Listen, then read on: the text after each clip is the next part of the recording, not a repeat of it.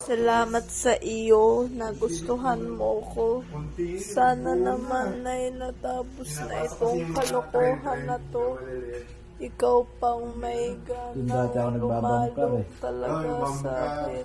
Alam ko kasi nabuhay sa iyo mga nilalaman talaga. Sundukin dapat masaktan. Kayo na naman, takbuhan. Ito talaga yung pinaka-gusto ko. Gusto ko naman na sabihin na akapalang mukha ako. Nantok na talaga ako. Oh my God. Uwi na, tulog na. Hindi po. Okay. Antok ka? Okay lang po. Ano, tutulog na ako ng 9:30.